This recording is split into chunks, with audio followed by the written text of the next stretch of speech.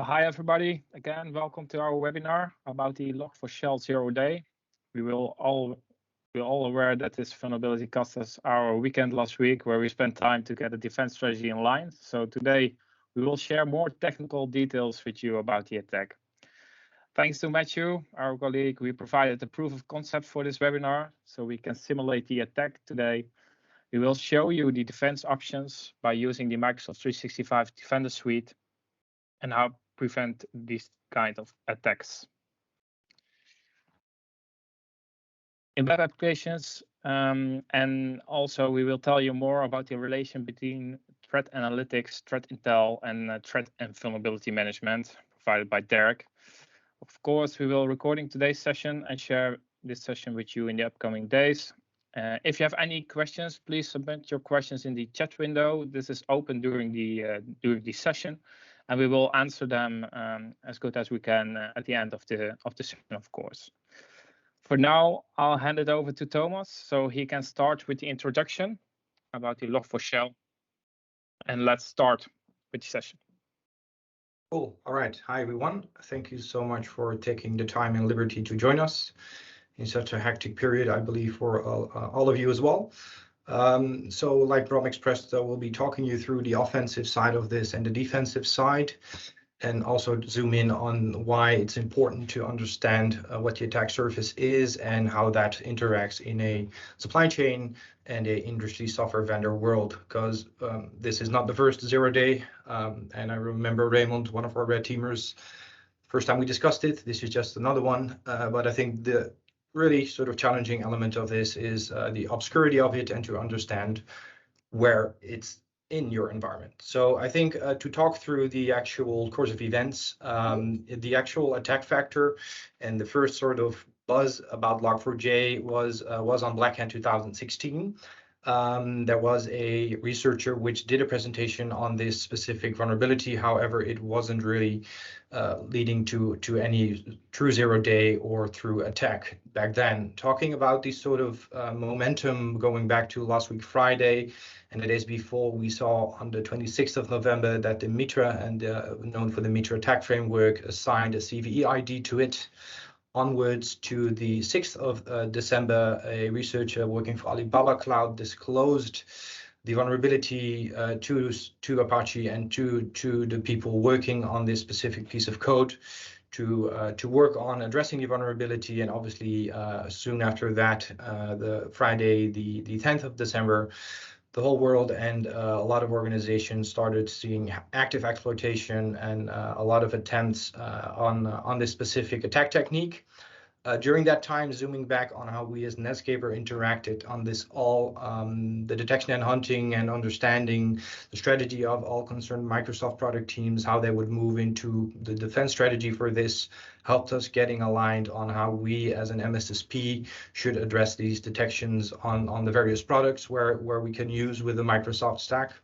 I think more importantly, on the bottom right-hand side, you see the continuous vulnerability management and the instant response strategy, which we took. Specifically, the vulnerability management and the linked threat intelligence, which is in Microsoft 365 Defender, is the Swiss Army knife you need to cater all the risks associated with this, and that is something Derk will talk you through. So to have another look why this is so big, right? I think the obscurity of it all, it's really hard to detect. The detections and the detect capabilities of a lot of concerned products are now maturing by the day, but at the early hours, it was, regex is a bitch, if I may swear. It's very hard to detect and very easy to scramble along with. So secondly, if you look on the supply chain, right, which the whole world is part of, look at all the different industry software vendors, going from Amazon to Google to IBM to Splunk to Okta, name them all. They're billion dollar companies, and you can imagine how the vendor territory looks and how hard it is to understand which piece of the puzzle has been built by whom and if there is a vulnerability. I think to wrap it all up, the power of I believe what we do and also what the world is focusing on is really a defense in depth strategy, and really not fully going plain vanilla on zero trust, but really well, at least embracing the zero trust model and having those detections and response capabilities on your assets and on your parameters. Talking about parameters, and as you see here, the parameter is not always only network, right? Network is at utmost important, but understanding the parameter is identity and is the endpoint in a hybrid world where we live in. EDR, or how Microsoft and we believe XDR, extended detect and respond, is critical. You know, you need to understand and be able to put the puzzle pieces together on endpoints, whether they're servers, laptops or desktops or anything else. You need to be able to connect that dot with the dot, which you usually find on your web application firewalling or on your network edge. So here on the left-hand side, you see all the various E5 products, which together combine in Microsoft 365 Defender. Alongside with Microsoft Sentinel, they really bring you that modernized security operations center. So about security operations centers, right? I believe, and I think we honestly all believe, that the bottom right-hand side topic, it to be integrated and holistic, that's where the power is. So to have signal sharing between all various products, either on the endpoint, on the identity, on your on-premises Active Directory with Defender for Identity, is very important to have that natively sort of on the shelf for you as a fully enriched and correlated incident. We hear and we see a lot of organizations globally struggling to put the pieces together, to combine those raw logs from firewalling, putting it all together with something you have with logging on your on-premises Active Directory. We honestly believe that the automated and modernized approach from Microsoft and the agile and scalable elements of the modernized and cloud-native SIEM, Azure Sentinel, or Microsoft Sentinel nowadays is where the power is. So I wanted to give you a brief sort of introduction on the strategy we took, and I think where the team, and kudos to the team for pulling this all together in such a busy time. But I think I'll leave it to the team, and more importantly, Raymond, one of our lead red teamers. Raymond, can you take it over, bud? Yeah, sure. Thanks, Thomas. I'm going to share my screen.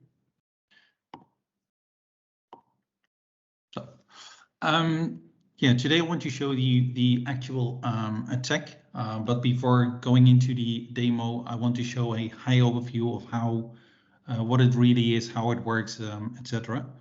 So first we need to start off, what is Log4j?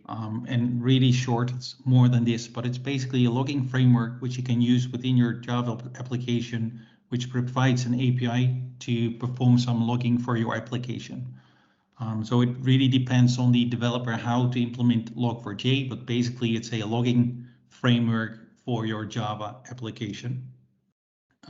Like I said, it's a little bit more than that, but that's the whole point for this attack. I think it gets a little bit more clear using this source code. This is a snippet of an application we created, which is the vulnerable application, which we'll see later. But here you can see we imported Log4j. And what you can do with Log4j is just send something to the log. We created a simple if statement with a login form. So if the username and the password is equal to admin and password, you're getting a message, welcome back admin. And if not, we're using the Log4j to send something to the log. And in this case, it's the username being sent to the log as an error, which can be used by an attacker to perform this attack. So what's good to understand that this snippet is basically using Log4j to log something to the logger using the username field in our vulnerable application, which I'm going to show you in the demo.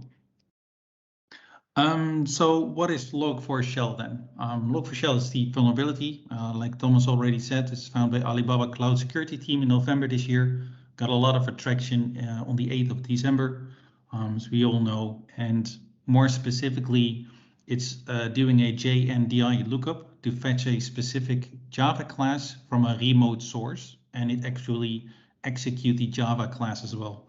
And JNDI is basically, it provides an API for your Java application to interact with the remote objects. And the remote source, if it's controlled by the attacker, can be a machine which is running by the attacker. But the whole idea is that an attacker needs to control the log messages being sent to the log. So it could be that a developer created an application and he wants to know whoever accessed the application and is storing or logging the user agent, for example, using Log4j. Well, this user agent can be manipulated by an attacker, and this way he also controls, the attacker also controls what is being sent to the Log4j in the log file.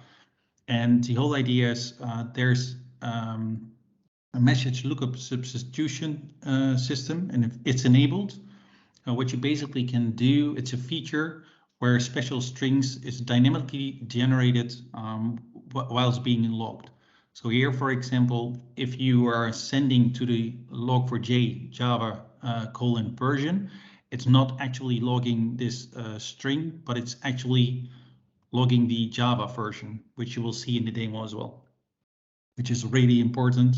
But for the attacker, what an attacker really wants to do is using JNDI to go to an LDAP server and basically serve a payload to the malicious website or to the victim.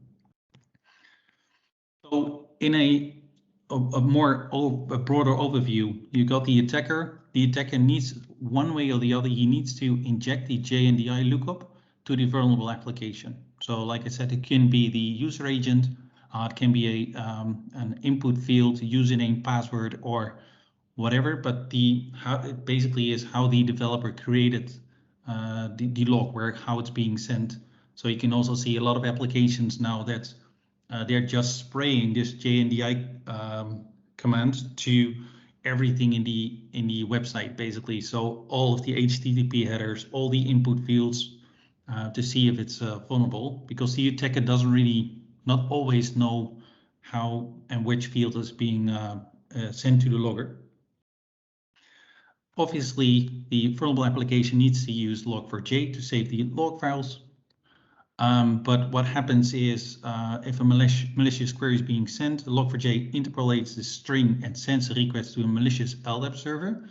And since the attacker is in control of what's being sent to Log4j, because he can enter anything in the user field which is being logged using Log4j, he can also enter his IP address, so to his malicious LDAP server. The LDAP server basically redirects the victim to a payload, which can be served using HTTP, and then the payload is being sent to the victim, and then it gets executed. This can all be done unauthenticated, can be done remotely, hence the name remote code execution. So that's basically Log4j in a high-level overview. So to summarize, the attacker needs to inject a malicious lookup. So anyway, doesn't really matter. I'm using a user field in this demo, but it needs to be logged by Log4j. The Log4j parse the JNDI URL to the vulnerable application and will reach out to the malicious LDAP server, which the attacker provided, to request the payload, basically. The payload's being served also in the demo using HTTP, and it's a payload.class, a Java class, which is then executed by the victim. And yeah, like I said, the payload is being sent to the victim, and then basically the attacker got remote code execution. So I hope the demo gods are with me today. So I want to share another screen. And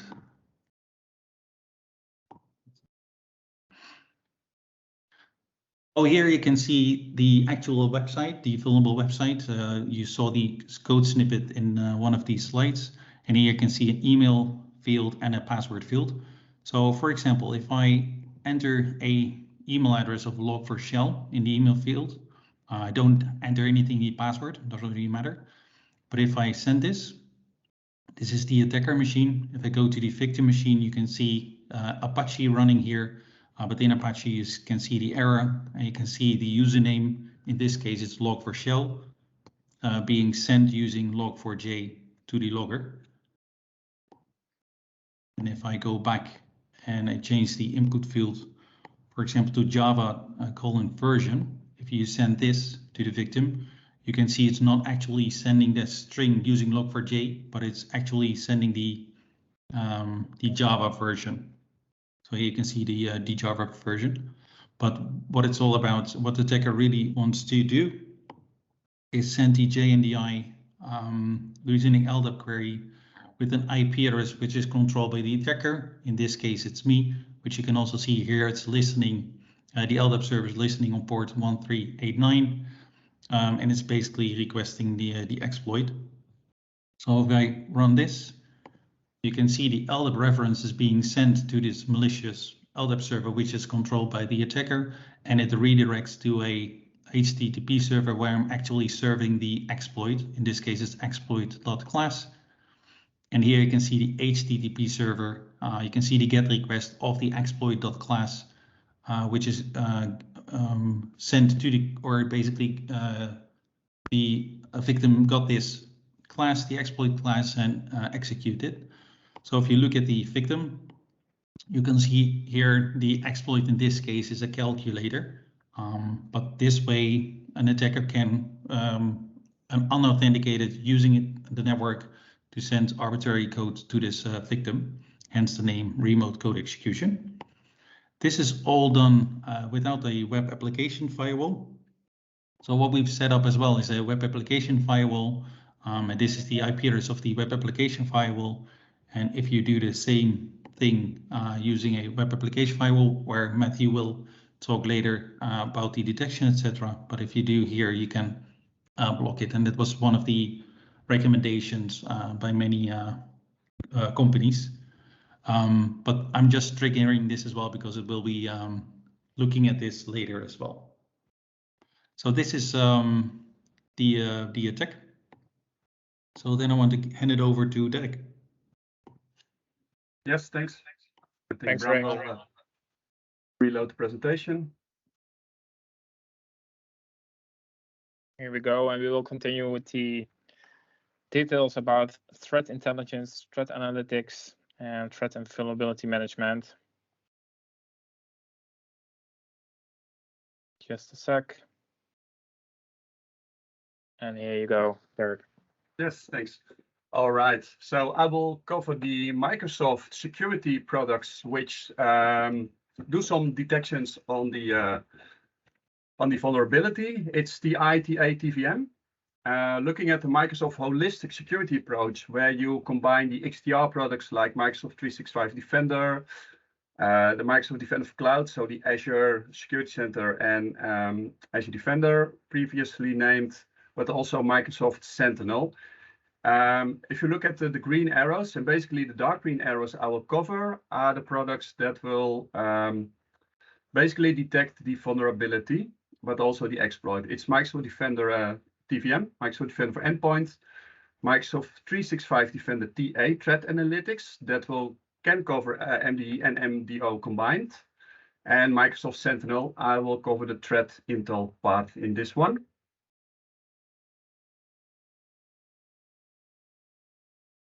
Oh, 1 second. Let me take control because you didn't see my slide, right? No, you're right, Derk. I think, indeed, Derk. Correct. So No, we see it. okay, let me repeat. So the products I will cover in this holistic overview of the XDR and Microsoft SIEM combined is the MDE and 365 Defender, the TA, and the Microsoft Sentinel Threat Intel. So let's start with Microsoft Sentinel Threat Intelligence. So like all of us, I think we had quite a busy weekend, and it started from, I think, late Friday, Saturday. Twitter exploded, and there was people started to post also indicators of compromise. This is an example above.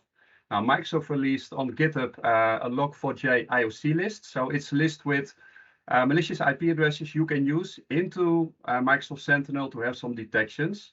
Now, in our setup, we connected an Azure WAF, but you can also connect a third-party web application firewall or just a firewall. And then the data ingested, you can use it. For now, I will use the threat intel and the analytics part. So with the threat intel, if an IP address ingested to the system, manual or via an API, for example, it's seen and you will see an alert in the threat intel dashboard, like you see below. it will not raise automatically an incident for the Security Operations Center. For that, I know there's a default rule by now, but for that you can create custom rules leveraging the threat intel. For example, I created one for the WAF. So if the malicious IP address is detected, it will create an alert in Microsoft Sentinel. So this is the first thing you can do when basically a 0-day is out in the wild, and Microsoft doesn't have any detections yet because it has some delay, of course. Now, what Microsoft did quite fast was follow up with threat analytics, and threat analytics is showing globally merging threats in the Microsoft Defender, Microsoft 365 Defender portal. And basically what it will show is of course the details of the vulnerability, but it will show you the misconfigured devices, but more importantly, the vulnerable devices, so devices you need to mitigate, the impacted devices and the incidents. Now, looking at this screen, you saw a few vulnerable devices, but also impacted devices that were resolved. If you see a red impacted device, so if you're looking now, you see this in your own portal, you better watch the webinar later and fix the issue. So the threat analytics provides a global overview, and yeah, the power of it is that it looks at your environment. Now, looking at the second feature, Microsoft Defender Threat Vulnerability Management, you can look at it from the CVE view. So the 44228, which shows the number, the severity. Now, this was a CVSS10, so which is critical. And interesting from Microsoft is the two icons on the threats. So it will show you threat insights. That means if a vulnerability, the public exploit is available on the internet, then it will show you the icon on the right. Breach insights will show you that the vulnerability is exploited within your environment. So basically, you don't want to see both of them red. And it also will show you the number of exposed devices, which you again can mitigate. Now, another view, I think it's a nice view, is from a software perspective. So you see the security recommendations. And I have to say, on day one, it was only the software version. So if you had an older software version, you could be vulnerable. It doesn't state that you are vulnerable. So they added, I think it was yesterday, the jar detections also. So it gets a little bit more strict, the data set. And it includes the CVEs and the exposed devices and the exposed paths with the jar files.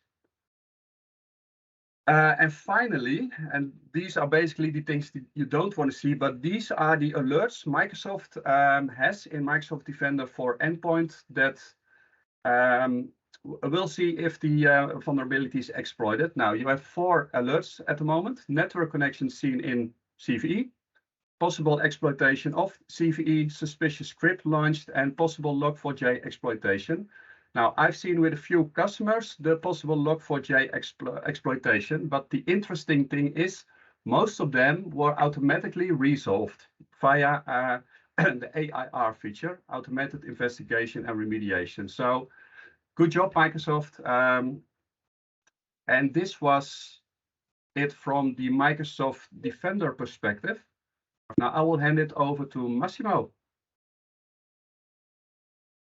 Yes, thank you.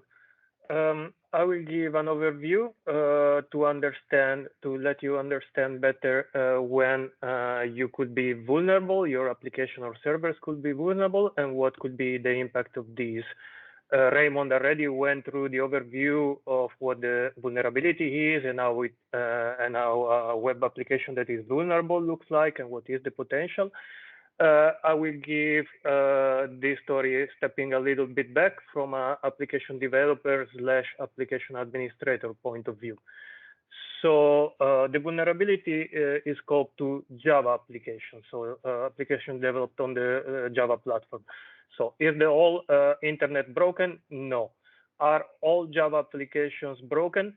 Well, potentially yes, because every Java application that uses Log4j is subject to this vulnerability, and Log4j is a very, very popular library in the Java world that almost every application uses that. But let's see together. So recapping, what are the requirements that could make me think that I'm really vulnerable to this RC? So I need to have an application that is written in Java and that has a dependency to Log4j. We say this is very common if I have a Java application. This application needs to expose a functionality, an endpoint. So for instance, in case of a web application, what we have seen from Raymond, the text field or the application itself, and does use some user input or some input from the request in Log4j to log on the system, like we have seen indeed, again, from Raymond, the username field that was using Log4j to dump that message on the server, and that then creates the vulnerability. So if you have a web application that uses Log4j, you are very, very likely vulnerable.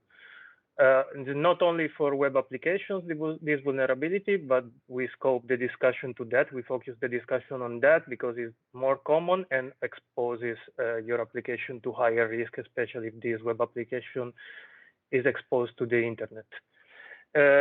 Also, we have seen that many public applications published by also famous vendors are using Log4j and subject to this vulnerability.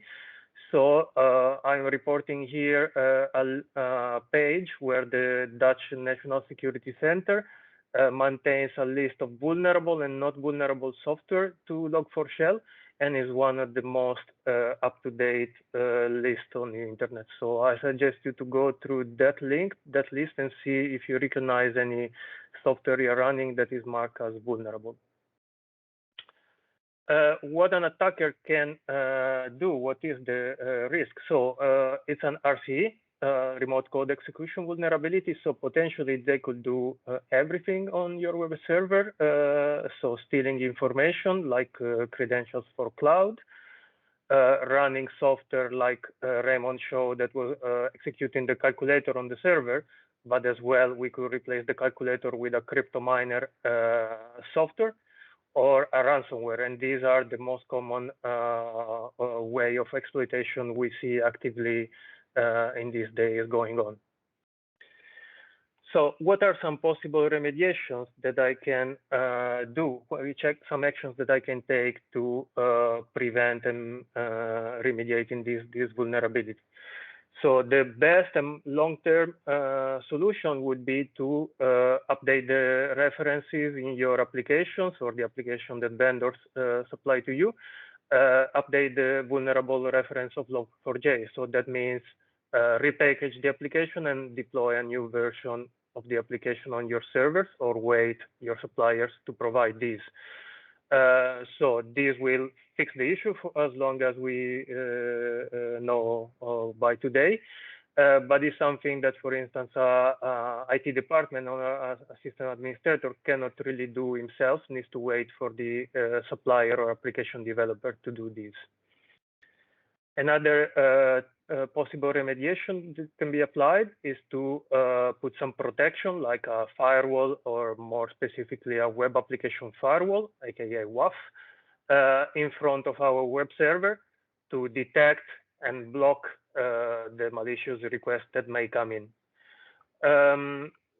So I'll give the word now to Matthew. We will show how we can put some detection in place related to the second scenario, especially the WAF firewall one, and how we can detect some of these malicious traffic using Microsoft tools. Cool. Thank you, Massimo. Give me a second. I'll share my screen.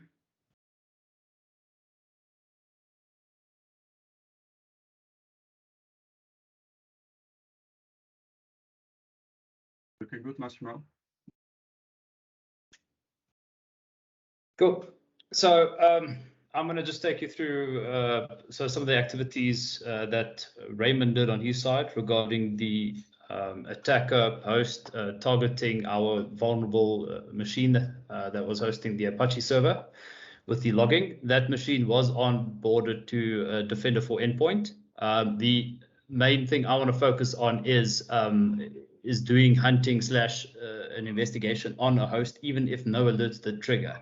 So no alert triggered on that Windows server, because all that Raymond did in this case was he just executed a calculator. But we can now use some of the IOCs that are publicly available and some of the stuff supplied by Microsoft, and we can actually pick up on that kind of activity.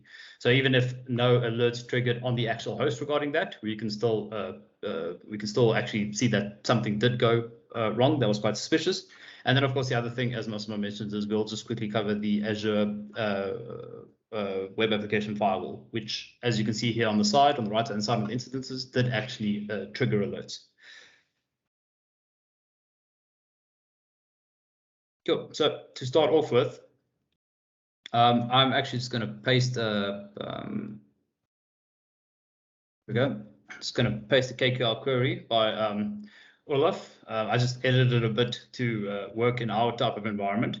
But basically what this does is device network event logs. So basically the Windows network event logs. And it is looking for any communication that occurred from our vulnerable machine to an outbound remote port. So in this case, by default, Roethof covers the following 4 ports, and in our use case, we actually used 1389. So if you remember when Raymond showed the LDAP server, that server was listening on port 1389. Then the other important thing here to just note is that the process file name. So basically what we're now looking for is we're looking for if one of our servers communicated out to a remote port, one of these 4 ports, and they were running one of the following applications. And if you notice here, we actually have Java in here, which is, of course, the one we ran in the webinar, or that Raymond ran in the webinar. So if I run this for the last 24 hours, we get 3 results here. And for this use case, our one we're actually looking for is this 20.126.72.78. If you actually want to drill down in a bit more information, because this is done by a summarize, we can just comment that one out. We get our 3 logs again, but now we can actually just get a bit more information on what's going on that log. So we can see here this process account name executed as admin winvm. We see our process command line, and here's the very important part, which is the java.exe. And then, of course, it's this particular process communicating out to a remote IP and a remote port. So the remote IP, of course, is the 20.126, and then the remote port is the 1389, which is what we have covered over here. So this gives you a very good idea that, yeah, this particular machine needs to either get quarantined or further investigation needs to occur on that, because that looks quite suspicious. The one thing to note here, and this is one of the issues with this kind of finding, is that it is quite easy to bypass it, especially if you're just searching for the LDAP side of the query. The next portion I'd like to cover is a bit of the threat intelligence side. So just give me a sec. So as Derek mentioned, Microsoft is supplying Microsoft and lots of other security vendors are supplying threat intelligence. And the nice thing what you can do in Sentinel with KQL is you can actually call those external databases, especially if they're in a particular format such as CSV. So in this regard, we're actually gathering this information from the GitHub repository in Azure Sentinel, and we can see that it's Log4j ROC list. And for this use case, I'm just going to output the just 100, because I think it might take a while. There we go. So 100 records we've outputted here, and these are all IPs that Microsoft have supplied to us. The last thing that we can do this is now we can combine this into our own custom list. So if we take this use case here as the IP that Raymond used as one which is not currently in this in Microsoft's own indicator of compromise, we can go and create our own custom threat intelligence and combine it with Microsoft's one. And again, you can use this with any as many other threat intelligence that you might have. So in this regard here, I still have my let IP list over here, but I've also added my own one, which is a let demo threat intelligence. And in this regard, I have the following 2 IPs here, which if we now run this for the last day, we see nothing has triggered. If now after our initial investigation here, we've now picked up on this potential suspicious activity, we can go ahead and add this IP. Let me actually just copy it from here. So we can just add this IP over here. And basically what this is doing is looking for all forms of device. So this is your device event logs, device network logs, etc. Basically, all your what the Windows Defender for Endpoint Agent pushes towards Sentinel, and we are then looking for a remote IP that's either in our demo threat intelligence, which is one of these 3 IPs, or the IP list, which is the one supplied by Microsoft. And if we run this now, we should hopefully get a result. There we go. So we got 3 results now. And the nice thing about this is actually a completely different activity that occurred now. So if we look here, let's actually go to another one. Here we go. So here's one now that actually wasn't even java.exe related. This was PowerShell related. So it gives you a very good idea of how you can go from first that initial indicator of compromise to finding additional activity that potentially occurred in the environment. And then last but not least, I'm just going to quickly cover the WAF rule that triggered. So by default, Microsoft also does supply some default rules. So if we go to the rule template and we just type in Log4j, select all. We can actually see that there are 2 rules that you can deploy. So these are already pre-built rules. Again, you can create your own custom rules. You can go look at open repositories. There are lots of people also share very good rules in that. And the one we're going to focus on is this Azure WAF.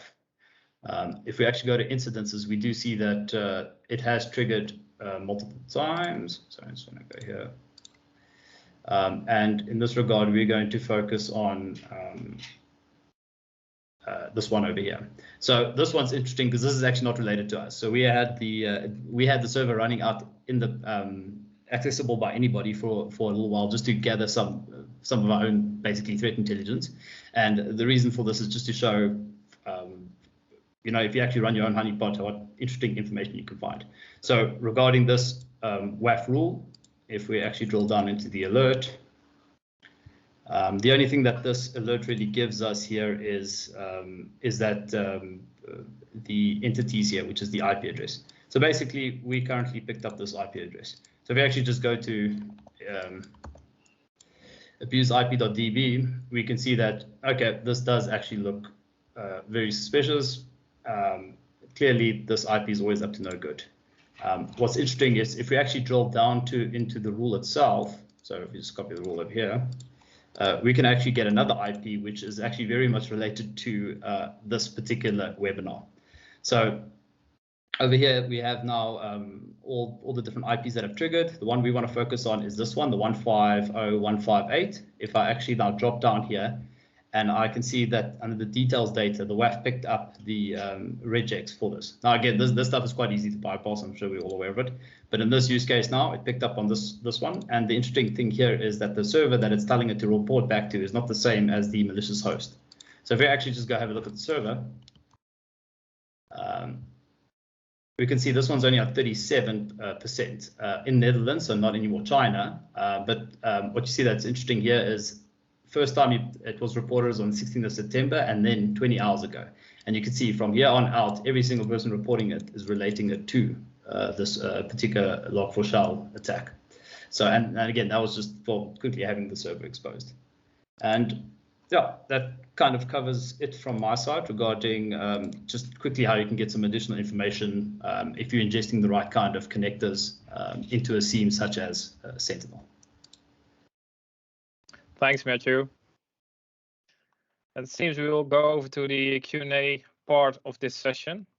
It seems that a lot of questions are already have been answered in the chat. At least we can conclude the Teams chat is with us today. So for now, I just want to check with Nedscaper if this question about threat and vulnerability management is answered. Derk discussed this also in his topic about threat intel. So if it's not answered, please let us know. Do the chat. And if people have questions afterwards, just reach out to us. Happy to answer. Yes. Yeah. So since yes, it was answered. He confirmed. So since there are no questions anymore, so let's go to the end of this this session. If you have any questions left, or you have additional comments, please let us know by sending a direct message to our Netscaper account on LinkedIn, or contact us by email. Feel free to share your feedback, any comments with us. You can find us on YouTube, so subscribe yourself to the Netscaper YouTube channel. This is also the location where we will publish the session, of course, the recording of today. And I would like to thank Thomas, Raymond, Matthew, Massimo, and Derk for their input during this session. And hopefully you enjoyed the session today. And from Netscaper perspective, we will give you, hopefully you have nice holidays this month. And we will see you back in 2022 for our next webinar. Please stay safe and see you next time.